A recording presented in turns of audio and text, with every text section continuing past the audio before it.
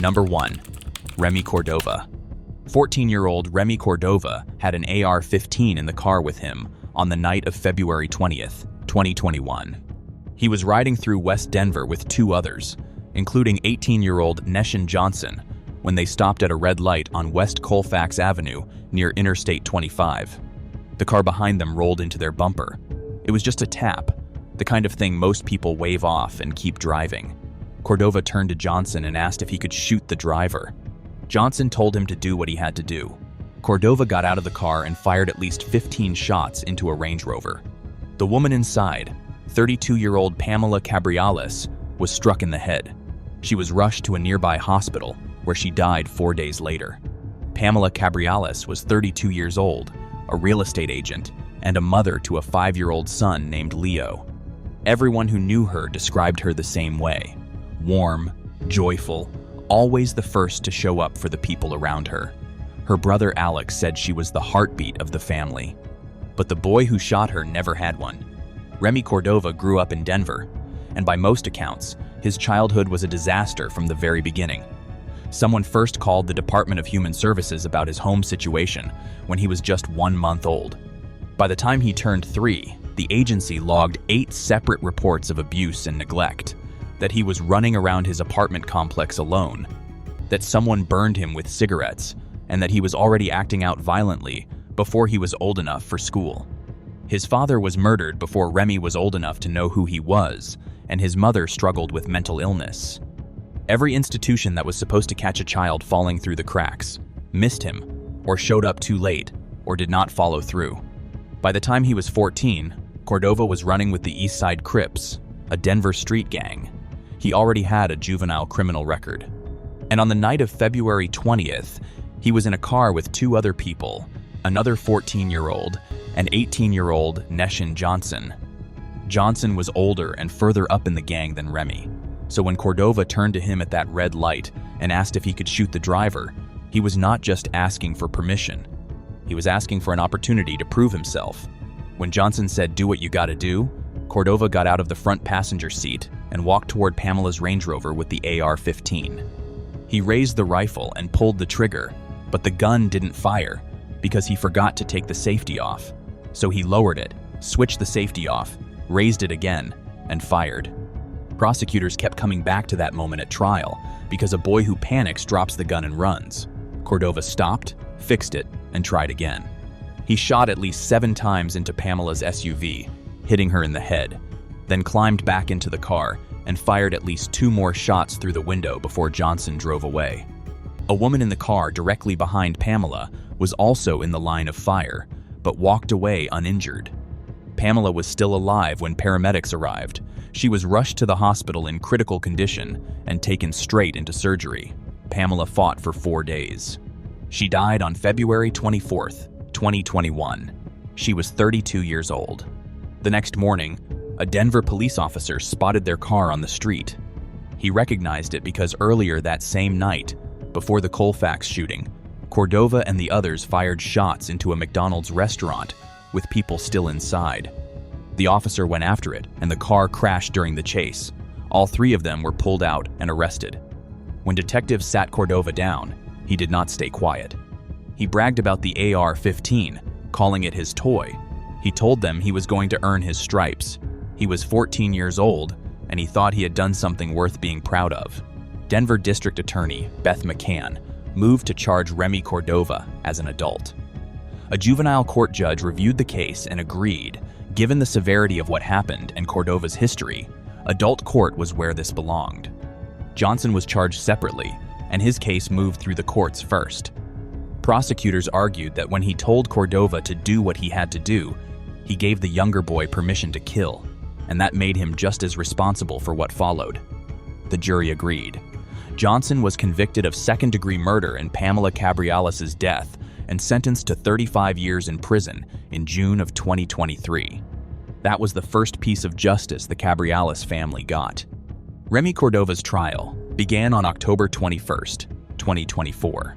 He was 18 years old by then. 3 years had passed since that night on Colfax. His defense team, led by attorney James Zorich, did not dispute that someone in that car shot Pamela Cabriales. What they argued was that Remy was not the one who pulled the trigger, that the other 14-year-old passenger did it. Zoric also put Remy's childhood in front of the jury at every opportunity, laying out the abuse, the neglect, the failure of every system that was supposed to protect him, asking jurors to weigh all of that before deciding who Remy Cordova really was. The jury deliberated for several days. On November 1st, 2024, they came back with a verdict: guilty of first-degree murder and guilty of first-degree attempted murder for the woman in the car directly behind Pamela, who was also in the line of fire that night. Sentencing was set for December 12th.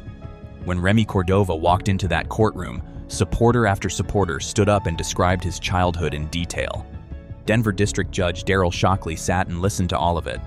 Then he told Cordova directly that his life for 14 years was tragic, that the things done to him should never have been done to anyone, that there were failings at every level to bring him to that night. And then he sentenced Cordova to life in prison for the murder, with the possibility of parole after 40 years. On top of that, 8 more years for the attempted murder, and that 8 years would only start after the life sentence. After Pamela died, her family set up a GoFundMe for Leo. By the time the verdict came in, it raised over $69,000, money put aside so he can go to college one day. Leo was 5 years old when his mother stopped coming home. By the time Remy Cordova is first eligible for parole, Leo will be in his mid-40s. Number 2, Billy Cross Jr. Billy Cross was 47 years old, a convicted violent felon, and not legally allowed to possess a firearm. On the afternoon of April 30th, 2024, his wife Angelia sideswiped a red Chevrolet Tahoe on a Gary, Indiana street and called him after the crash. Cross got in his car and spent hours driving through Gary looking for the other driver. When he found 33-year-old Kylan Bursey parked on West 23rd Avenue, he pulled up, stepped out, and pulled out a machine gun. He fired 6 times. Bursey was hit in the head, neck, and back. His 5 children were in the car with him. None of them were hurt, but they heard every shot. Bursey was rushed to Methodist Northlake Hospital in Gary and pronounced dead that evening. Kylan Bursey was 33 years old and from Gary. He was a father, the biological father to 2 of his girlfriend, Chantel Rice's children, and a surrogate father to her other 3. That afternoon, he drove Rice and all 5 kids out for a play date on West 23rd Avenue. Earlier that day, sometime before the play date, Angelia Cross was driving her black GMC Envoy through Gary when she sideswiped Bursey's red Chevrolet Tahoe near 4th Avenue and Adams Street. Bursey was in the vehicle with Rice and the kids when it happened. Both drivers got out and argued on the street. Neither one exchanged insurance information.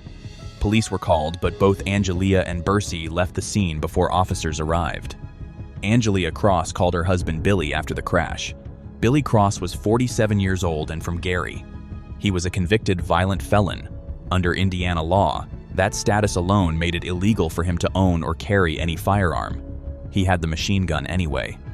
When Angelia's call came in, Cross did not let it go. He got in his car. His wife and his son came with him.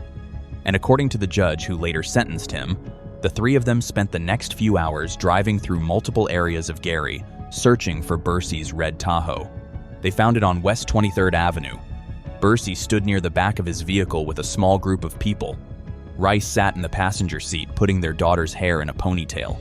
The 5 children were still in the car. 2 vehicles pulled up, a red car first, then Cross's dark GMC Envoy behind it. Cross and Angelia got out. Angelia looked around, spotted Bursey, and pointed at him. "Right here, with the hat," she said. Cross walked toward him and demanded to know who threatened to beat his wife. Bursey turned and walked away. Cross pulled out the machine gun and fired 6 times. Bursey was struck in the head, neck, and back. He went down on the street in front of his children. Officers responded to West 23rd Avenue just before 6 that evening. They found Bursey's red Tahoe parked in front of a house with 2 bullet holes in it. 14 spent casings and blood covered the street. Bursey was still alive when help arrived and was rushed to Methodist Northlake Hospital in Gary. He did not survive. Cross and his wife left the scene after the shooting. Gary police and U.S. Marshals tracked them down and took Cross into custody. He was charged with murder, unlawful possession of a firearm by a serious violent felon, operating a loaded machine gun, and possession of a machine gun. Angelia Cross was charged separately with conspiracy to commit murder. The case went to trial in May of 2025. The prosecution's case was straightforward.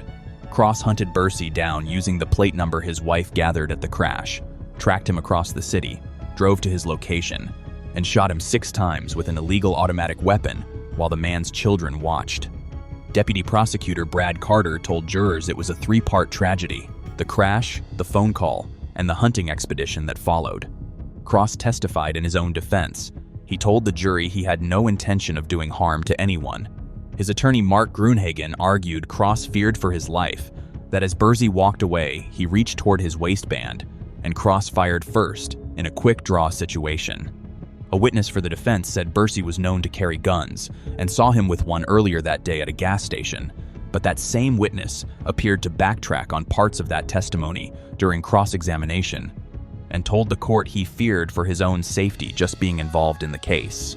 The jury deliberated for roughly 2 days and came back guilty on all 4 counts. Sentencing took place on July 10, 2025, in front of Lake Criminal Court Judge Samuel Kappas. Before handing down the sentence, Kappas said he believed Cross, his wife, and his son drove around Gary looking for Bursey based on what the camera evidence showed. This was not a chance encounter. This was a deliberate search that ended in a deliberate killing. Kappas sentenced Cross to 63 years for the murder, 10 years for operating the machine gun, and 10 more years for the firearm enhancement, 83 years total. Angelia Cross went to trial separately. She was convicted of conspiracy to commit murder and sentenced to 20 years in the Indiana Department of Corrections. Billy Cross is currently serving an 83-year sentence in Indiana. He will be well over 100 years old before that sentence expires. Number 3, Patrick Destin. Patrick Destin bought a 2004 Infiniti for $4,000 on the night of April 15, 2023. The car was unregistered, uninsured, had no valid inspection, and he drove it without headlights. He ran a stop sign in Baldwin, Long Island, and crashed into the minivan of a 54-year-old grandfather named David McKenzie. McKenzie got out, offered to walk away without calling the police, and started heading toward his house next door. Destin followed him. He chased McKenzie to his own front door, knocked him to the ground, and stomped on his head until he stopped moving. Then he reached into McKenzie's pockets and took his credit card and his driver's license. David McKenzie died at the hospital less than an hour later. David McKenzie was 54 years old, a father of 2, a grandfather, and a 4-year veteran of the U.S. Navy.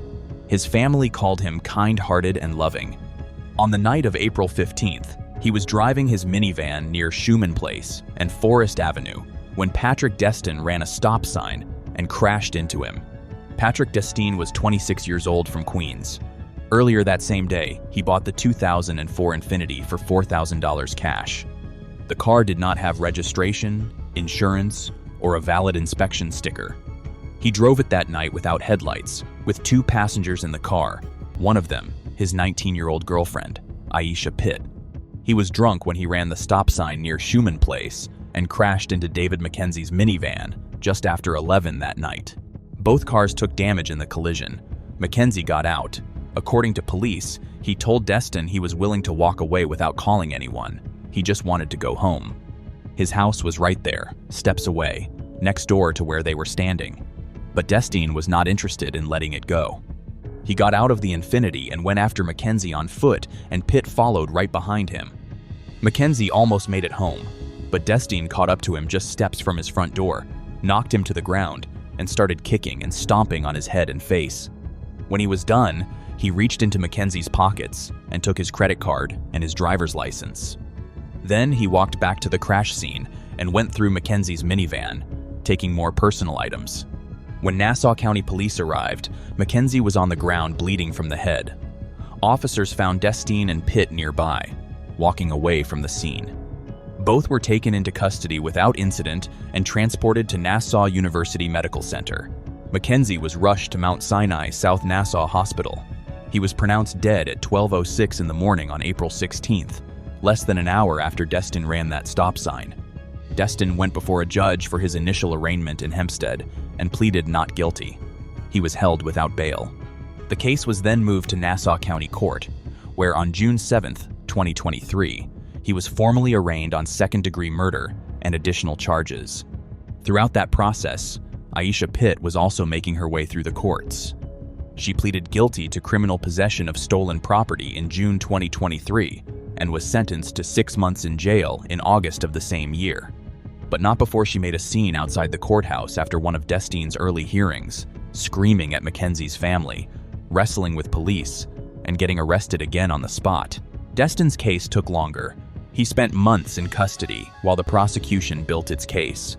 Then on May 7, 2024, more than a year after Mackenzie's death, Destin pleaded guilty. He admitted to second-degree murder, criminal possession of stolen property, and 2 counts of drunk driving. He stood in that courtroom and said nothing beyond what the plea required. Sentencing came on October 15, 2024. Nassau County District Attorney Ann Donnelly called it a sickening case of road rage fueled by alcohol. The judge sentenced Destin to 18 years to life. Destin did not speak, no statement, no apology, nothing to the family sitting in that courtroom. He is currently behind bars and will be in his mid-40s before a parole board considers letting him out. Number 4. Arian Morris. Arian Morris stepped out of his Chevrolet Tahoe with a gun already in his hand. The 2 drivers pulled into the parking lot of Oliver's Automotive Service in Lewisville, Texas, after a minor collision on Interstate 35E, the kind of thing most people sort out with an insurance card and keep moving. But Morris wasn't there to exchange information. He walked toward Berto's truck, looked down at the damage on his front bumper, shook his head once, and fired 4 times. Berto was leaning into his open driver's side door when Morris fired. Morris got back in his Tahoe and drove away without calling anyone. Hours later, Berto's mother came looking for him when he did not show up to pick up his girlfriend and their baby. She found him dead in that parking lot. Jonathan Berto was 27 years old and lived in Denton. He worked as a welding and collision repair technician for Penske Truck Rental and usually took weekend shifts. His mother Rosa said he stopped by her home in Garland for lunch almost every workday, close enough to the family that it was just part of his routine. He was engaged. 5 months before he died, his fiancée gave birth to their daughter. Berto was the kind of father who came home after a full shift and still stayed up through the night when the baby cried. His fiancée said he was the reason she got through those early months. Arian Morris was 39 years old and from Mesquite, a city just east of Dallas. His wife sat in the back seat of the Tahoe that afternoon, and a friend rode up front. Both of them were still in the car when Morris stepped out with the gun. According to the arrest affidavit, he looked down at the damage on his front bumper, shook his head once, then walked toward Berto's truck and fired 4 times. 3 of those bullets hit Berto, one of them in the back of his skull. Morris got back in the Tahoe and drove away. Lewisville police received a 911 call around 5 that afternoon from a passerby who found a man down in the west parking lot of Oliver's Automotive Service. Officers arrived and confirmed it was a homicide. Rosa Berto-Chapa, Jonathan's mother, got to the scene while police were still working it. She went looking when her son did not show up to pick up his girlfriend and the baby. That is how she found out. Police pulled the surveillance footage from the business and got a clear look at the Tahoe and its license plate. Within 12 hours, they traced the plate to an address in Mesquite and identified Morris as the suspect. Officers set up a surveillance operation that ran for more than 30 hours. On June 11th, 2 days after the shooting, Mesquite police pulled Morris over and took him into custody. Officers also recovered 4 spent shell casings from the scene near Berto's body and truck. A bullet hole through Berto's passenger window and black paint scraped across the back left side of his truck confirmed the contact between the 2 vehicles. The case moved through the courts while Morris sat in jail on a $2 million bond. Then in October of 2025, more than a year after the shooting, Morris walked into a Denton County courtroom and pleaded guilty to murder, but he did not accept the punishment prosecutors offered. The state put 40 years on the table. Morris said no. They came back with 45 years. Morris said no again. He wanted a jury to decide how long he would spend in prison. It was a gamble that did not pay off. Before the jury decided his sentence, they heard several days of testimony. Prosecutors walked them through the surveillance footage, the forensic evidence, and Morris's criminal history. That history went back further than Texas. Years before the Louisville shooting, Morris was indicted on a capital murder charge in Washington County, Mississippi, connected to a robbery and killing.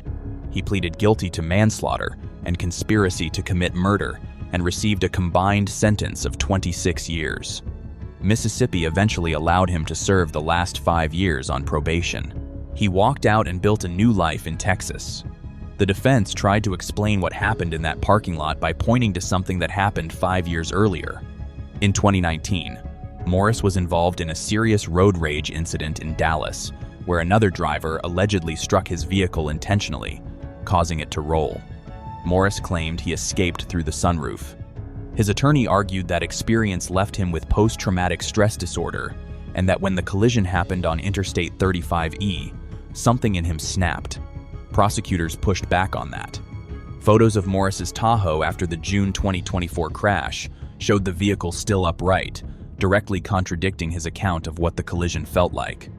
And the detective who led the investigation testified that on the surveillance video, Berto was not acting aggressively toward Morris or his passengers at any point before the shooting. On December 8, 2025, the jury came back.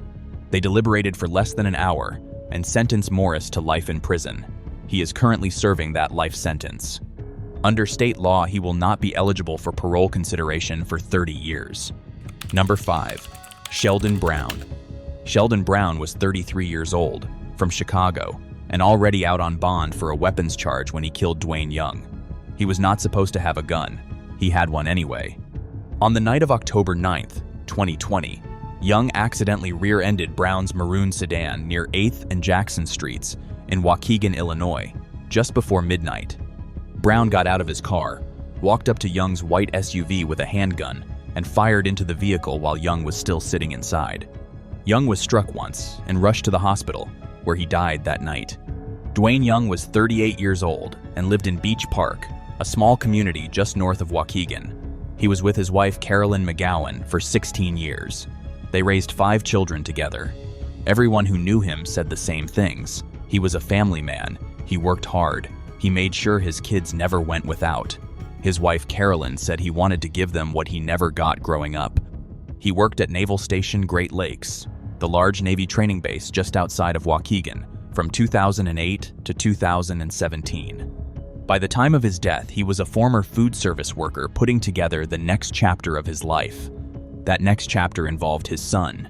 Dwayne Young Jr. was 19 years old, and his girlfriend was 2 weeks away from giving birth when his father was killed. Young Sr. was going to be a grandfather for the first time.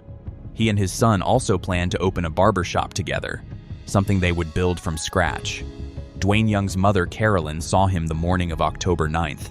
He hugged her. He told her he was coming back. That was the last time she saw her son alive.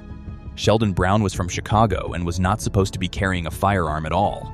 Earlier in 2020, he was charged with a weapons offense in Cook County. He posted bond and got out while he waited for that case to resolve. And on top of that weapons charge, Brown also faced an outstanding murder charge in Cook County from a completely separate incident. A man already charged with murder and a weapons offense, out on bond, carrying a gun. That is who Dwayne Young accidentally ran into that night on 8th and Jackson. The collision was minor. Young's white SUV tapped the back of Brown's maroon sedan, the kind of thing that happens on late-night streets all the time. Brown got out of his car and walked toward Young's SUV with the handgun already in his hand. Young was still sitting in the driver's seat when Brown fired into the vehicle. Young was hit once. Officers arrived to find Young lying in the road next to his SUV. Paramedics from the Waukegan Fire Department rushed him to a nearby hospital. He died there. Waukegan police put out information about the suspect, and the community came back with answers. Within a day, detectives identified Brown and took him into custody. When they sat him down, Brown did not stay quiet. He told detectives what he did. He was charged with 3 counts of first-degree murder and held on a $3 million bond. He could not post it and stayed in the Lake County Jail. The case moved through the courts for nearly 2 years. Then on March 25, 2022, Brown walked into a courtroom and pleaded guilty to 1 count of first-degree murder. The other 2 counts were dismissed as part of the agreement. Sentencing was set for September. On September 9, 2022, Brown stood before a judge in Lake County. The judge sentenced Sheldon Brown to 65 years in state prison. Under Illinois law, Brown must serve every single day of that sentence, 100%, no early release. He was 34 years old at sentencing. He will not see the outside of a prison until he is nearly 100 years old, if he lives that long. Number 6. Elijah Taylor. Elijah Taylor was on his way to work on the morning of January 6, 2026. He was driving along Highway 90 in Horry County, South Carolina, just like any other Tuesday. Then a white pickup truck veered into his lane and clipped his car. The driver got out, admitted fault, said he had insurance, and offered to fix the damage. That was not enough for Taylor. The 2 men argued on the side of the highway, and within minutes, Taylor walked back to his car, grabbed a gun, and shot 33-year-old Paul Greenwood 3 times in the back as he tried to run away. Paul Greenwood died on the road that morning, a 33-year-old father of 3 who never made it to work. There was a 3rd driver on that road. A woman named Khadijah Hemingway was also heading westbound on Highway 90 that morning when Paul Greenwood's white pickup truck veered and clipped her car too. All 3 of them pulled over on the shoulder near Star Bluff Road in the Longs area. Greenwood got out and told both drivers the crash was his fault, that he had insurance, and that he would take care of the damage. Hemingway was fine with that. Taylor was not. He started arguing immediately, cursing at Greenwood, telling him he did not care about his insurance, blaming him like the admission of fault meant nothing. As the 2 men went back and forth, Hemingway quietly pulled out her phone and started recording. She had no idea what she was about to capture. The video captured everything. Taylor was in Greenwood's face, loud, pointing, not letting it go. Greenwood was not backing down. He stepped toward Taylor at one point and said, "Put your hands on me and see what happens." Both men were cursing, getting closer, neither one willing to walk away from it. Taylor warned Greenwood he had one more chance to get out of his face. Greenwood told him he needed anger management and that he had no idea what was wrong with him. That was when Taylor stopped talking. He turned around and walked back to his car, opened the door, and reached inside. When he turned back around, he was holding a gun. Greenwood saw it and ran. He made it 2 or 3 steps before Taylor pulled the trigger. The first shot caught him in the center of the back. The second hit around his rib cage. The third landed just behind his right ear, and that was the one that killed him. Greenwood went down on the shoulder of Highway 90 and did not move. Taylor tossed the gun on the ground, picked up his phone, and called police. Paul Greenwood's brother Hugh got to the scene before police did. He saw his brother on the ground and walked straight over to Taylor and asked him why. "Why did you shoot my brother?" Taylor looked at him and said, "He was in my face." That was his entire explanation.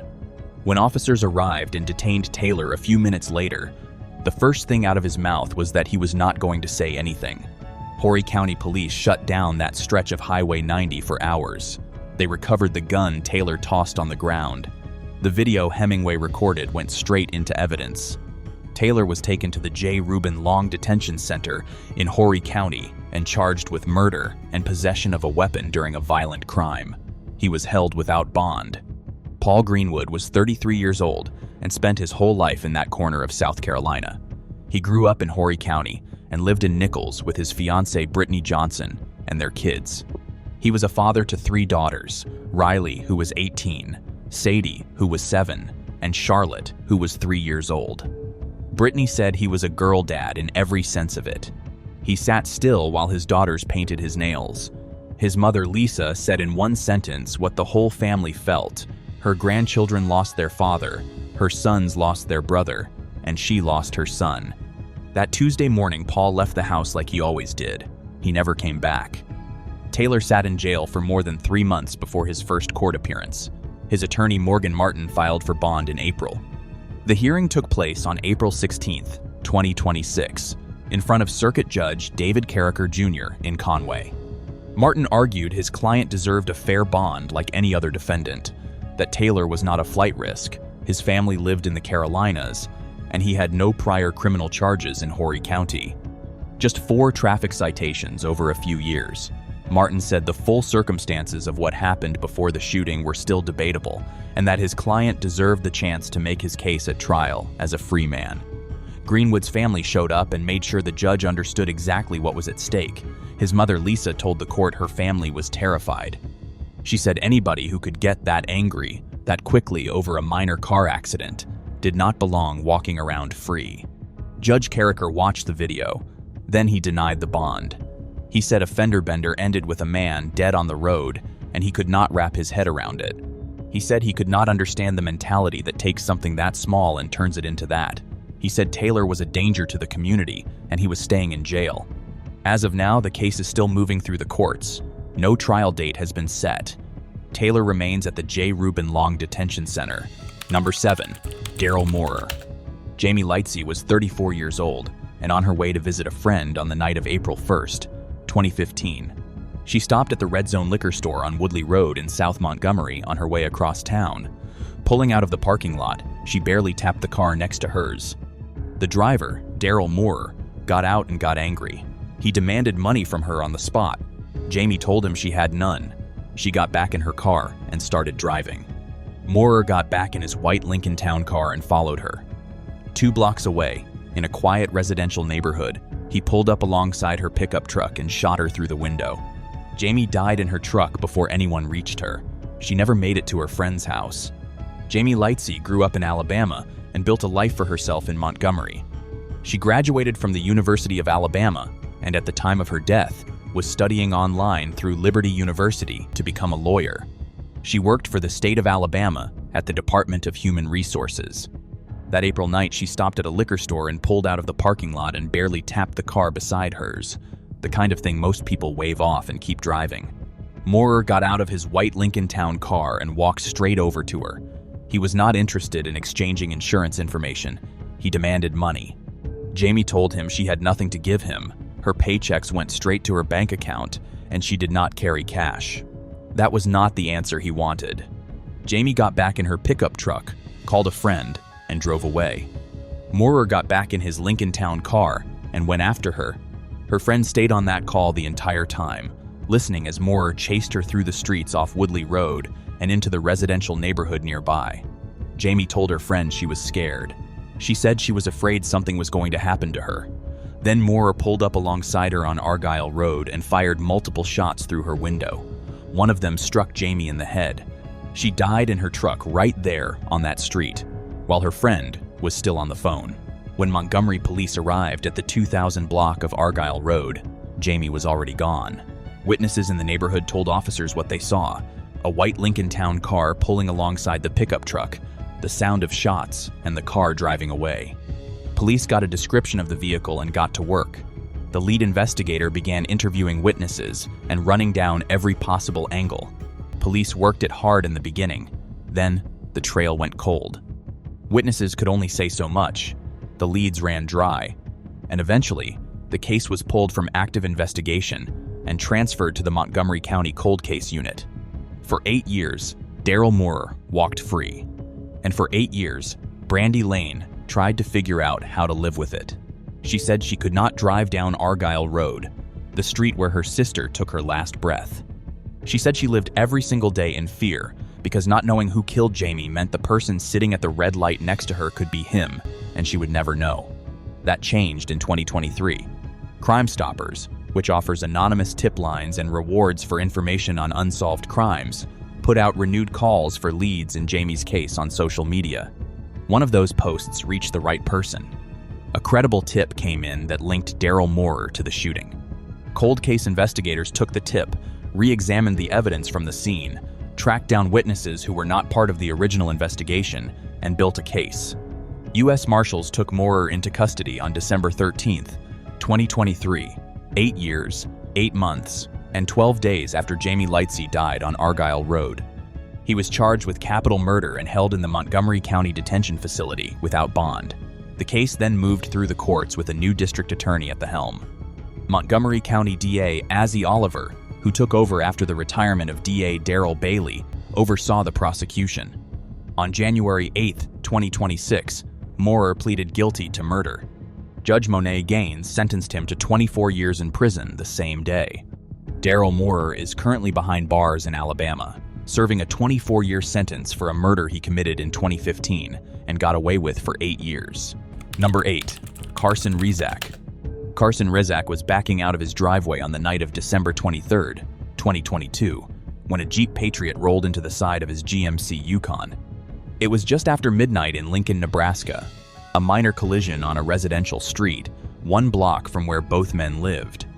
Rezac reached into his center console, pulled out a 9mm Glock, and fired 6 shots through the windows of the Jeep. The man behind the wheel, 38-year-old Kupo Mlea, died at the scene. Then Rezac drove his SUV a few blocks away, parked it, walked back to his apartment, and went to sleep. Kupo Mlea grew up in Zimbabwe. He was the son of a brigadier general. At some point, he decided he wanted to build something of his own in a different country.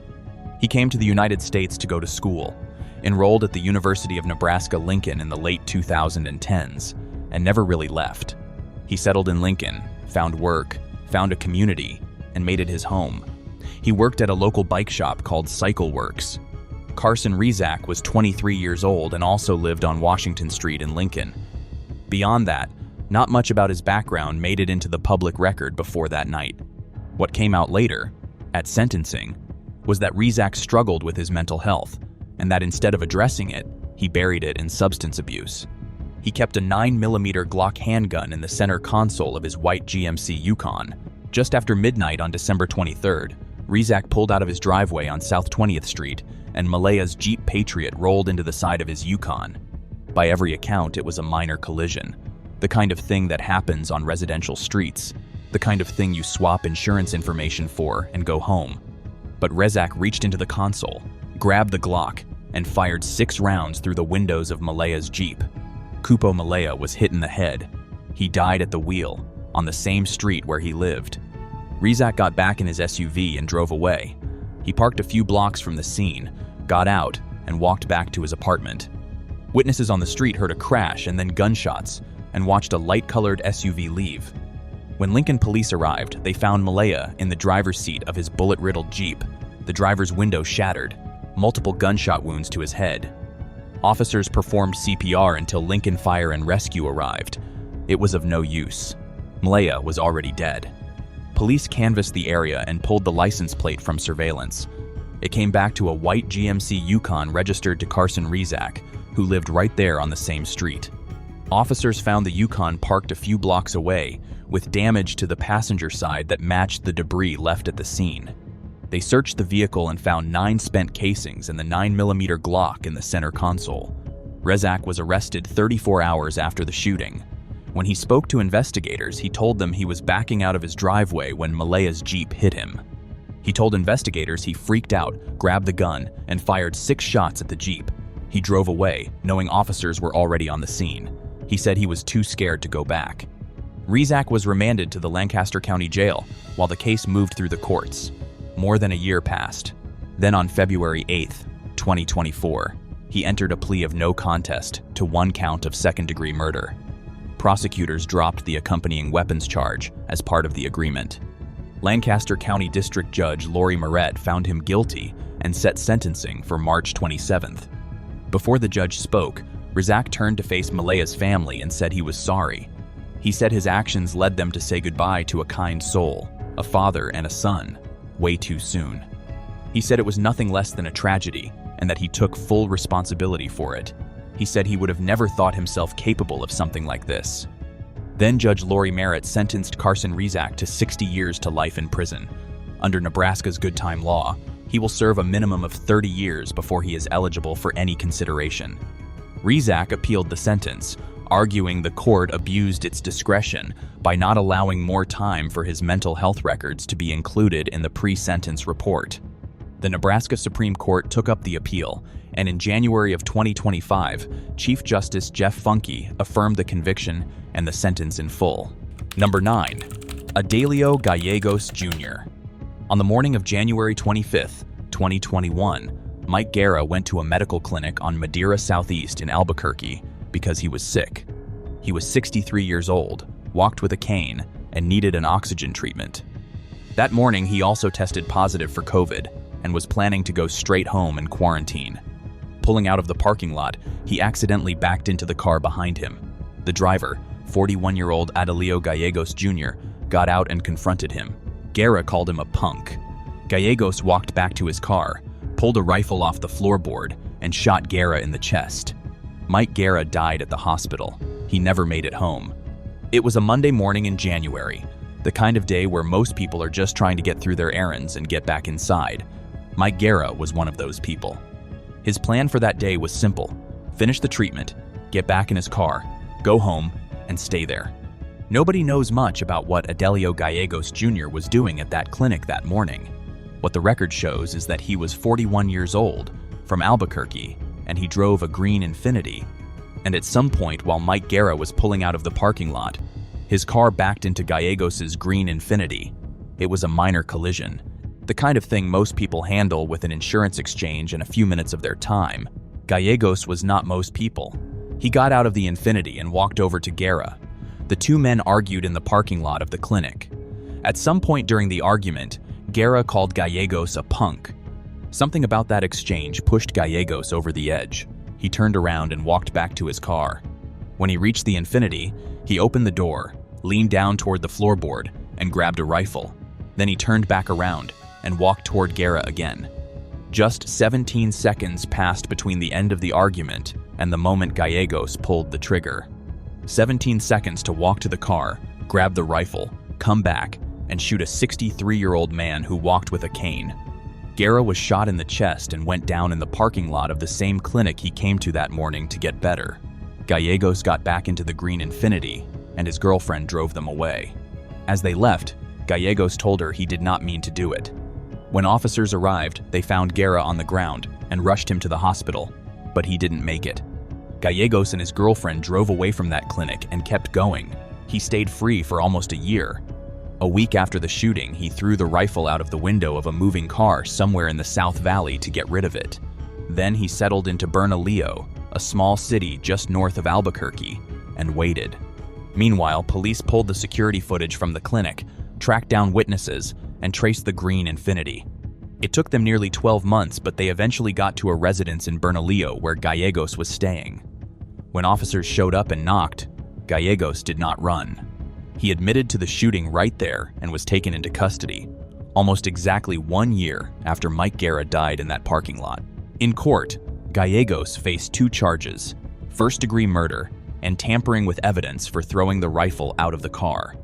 His defense attorney, Karen Fenderson, argued that Gyos never intended to kill Guerra. The argument was that he grabbed the rifle to intimidate Guerra, who refused to hand over his insurance information, and that the shooting was a terrible accident rather than a deliberate killing. Fenderson also told the court that at the time of the shooting, Gyos was using methadone, fentanyl, Xanax, and cannabis, and that his drug use meant he was not fully aware of what he was doing. Gyos testified to that himself. He said he did not realize he shot Guerra. The prosecution was not buying any of it. After 3 days of testimony and roughly 4 hours of deliberation, they came back with a guilty verdict on both counts: first-degree murder and tampering with evidence. The security footage, shown repeatedly throughout the trial, left very little room for argument. Sentencing took place on November 15, 2023, in front of 2nd Judicial District Judge Courtney Weeks. The judge sentenced Gyos to life in prison. Under New Mexico law, a first-degree murder conviction requires a minimum of 30 years served before any parole consideration.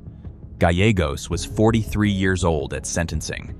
He will be in his 70s before a parole board looks at his case for the first time. Number 10. Anthony Tripfleti. On the night of May 1st, 2020, a car bumped into Anthony Tripfleti's pickup truck on Highway 61 in St. Paul, near the Burns Avenue exit. Both men pulled over, got out, and argued on the shoulder of the road. Then both of them turned and ran back to their vehicles. Tripfleti reached into his glove box and pulled out a 9mm handgun. Douglas Lewis, 39 years old and a father of 4, came back with nothing. Tripfleti shot him 4 times from about 10 feet away. He died at Regions Hospital that night. Highway 61 runs through St. Paul's east side, a stretch of road that stays active well into the night. The Burns Avenue exit sits along that stretch, a place most people pass through without incident. On a Friday night in early May, just after 9:30, it became a crime scene. Douglas Lewis left a barbecue on the city's west side earlier that evening and told his family he would be right back. He just needed to go pick up his car. He was 39 years old and lived on the west side with his longtime girlfriend, Christine Hicks. He worked delivery routes for Amazon and DoorDash. And on that Friday night, what he thought was the responsible thing to do was simple: pull over, handle it on the side of the road like adults, sort it out, and go home. He was wrong. Douglas Lewis grew up in Chicago and moved to Minnesota more than 15 years before his death. His sister Valerie said he made that move deliberately. He was tired of the violence back home and wanted something quieter. St. Paul gave him that for a while. A steady relationship, 4 kids, delivery work, a life he built on his own terms. The day he died, he spent the evening at a family barbecue. He was not someone anyone described as aggressive or confrontational. Every person who spoke about him publicly said the same thing: he did not deserve what happened to him on that highway. Anthony Tripfleti was 24 years old at the time of the shooting and carried a legal permit to carry a firearm in the state of Minnesota. When Lewis's car bumped into his truck near the Burns Avenue exit, both men pulled over and got out to exchange information. What should have been a simple exchange after a minor crash turned into an argument on the side of the road. At some point during that argument, both men ran back to their vehicles. Tripfleti reached into his glove box and grabbed the 9mm. Lewis came back with nothing. Tripfleti's account to police was that Lewis claimed to be a gang member and then reached under his shirt in a way that made Tripfleti fear he was going for a gun. Tripfleti said he thought he was going to die. So he drew his weapon and fired 4 times from about 10 feet away. Lewis went down on the side of Highway 61, unarmed and bleeding. Before help arrived, Lewis managed to FaceTime a friend from the scene asking her to come. She drove over immediately. By the time she got there, yellow police tape already surrounded the area. Lewis died that night at Regions Hospital during surgery. Tripfleti got back in his truck after the shooting and drove away. Then he called his father. His father told him to go back and turn himself in, and he did. Officers took him into custody at the scene. Ramsey County prosecutors charged him with second-degree murder within days. His bail was set at $1 million. Something else surfaced at the bail hearing that the Lewis family needed the court to hear. About a year before the Highway 61 shooting, Tripfleti was involved in a traffic accident that killed a motorcyclist named Ricardo Torres. Torres's mother, Karen Malave, showed up at Tripfleti's hearing in support of the Lewis family. She told reporters she felt bad that another family was going through what hers did. Tripfleti went to trial in March of 2021. His defense was self-defense. He believed Lewis was armed and feared for his life. The jury deliberated and could not reach a unanimous verdict. The judge declared a mistrial. Ramsey County immediately announced they would retry the case. A month later, in April 2021, the second trial began. During that trial, 2 of the state's witnesses were exposed to COVID-19 and could not appear in court in person. The judge allowed their testimony from the first trial to be read into the record instead. Tripfleti's attorneys objected, but the judge overruled them. The second jury convicted Tripfleti of second-degree unintentional felony murder and second-degree manslaughter. They acquitted him of intentional second-degree murder. In June 2021, the judge sentenced him to 150 months, that's 12.5 years in prison. That should have been the end of it. But Tripfleti's attorneys appealed, arguing that using the prior transcripts instead of live witness testimony violated his Sixth Amendment right to confront the witnesses against him. In September 2022, the Minnesota Court of Appeals agreed in a 2-1 decision and ordered a new trial. For nearly 2 years, the case sat in legal limbo while Tripfleti remained in Stillwater Prison serving his sentence. In May of 2024, the Minnesota Supreme Court handed down its ruling. It reversed the Court of Appeals decision. The justices found that while the lower court made an error allowing the transcript instead of live testimony, that error was harmless, meaning it did not affect the jury's decision on the central question of whether Tripfleti acted in self-defense. The jury rejected that claim clearly, the Supreme Court said, and nothing about the witness testimony issue changed that conclusion. Both the conviction and sentence stood. Every single case in this video started the same way. A bump, a scrape, a minor collision that should have meant nothing. Instead, 10 families are missing someone. A fender bender is not a reason to reach for a weapon. It never has been.